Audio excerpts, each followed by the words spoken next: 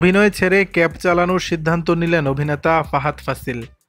অভিনেতা ফাহাদ ফাসিল পুষ্পা দ্য রাইজে ভানওয়ার সিং শেখাওয়াতের চরিত্রেও দুর্দান্ত অভিনয় করে দর্শকের হৃদয় জয় করেছিলেন।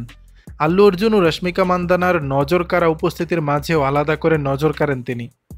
নতুন খবর হলো, হুট করে জনপ্রিয় অভিনেতা হঠাৎই জানালেন কেরিয়ারের শিখরে থেকেও তিনি আর গ্ল্যামারের আলোয় বাঁচতে চান না। সিনেমা নয়, সব ছেড়ে সাধারণ ক্যাব চালকের জীবনই এখন তার স্বপ্ন। অভিনয়ের জলমলে দুনিয়া ছেড়ে বাস্তবের রাস্তায় নেমে আসতে চাইছেন দক্ষিণের এই অভিনেতা। কেন এই সিদ্ধান্ত? এমন প্রশ্নে তোলপাড় তার অনুরাগী মহল। ভারতীয় গণমাধ্যম সূত্রে জানা যায়, অভিনয় ছেড়ে দেওয়ার পর দেশে থাকবেন না এই অভিনেতা, বরং স্পেনের বার্সেলোনা শহরে গিয়ে ক্যাব চালক হয়ে বাকি জীবনটা কাটিয়ে দেবেন। এ বিষয়ে ফাহাদ বলেন, আসলে এটা শুধু গাড়ি চালানো নয়, এটা আপনি কি পছন্দ করেন সেটাকে বেছে নেওয়া। আসলে আমার নিজের খুব ভালো লাগবে একটা মানুষকে তার গন্তব্যে পৌঁছে দিতে পেরে। এমন একটা জিনিস প্রত্যক্ষ করতে পারাও বড় ব্যাপার।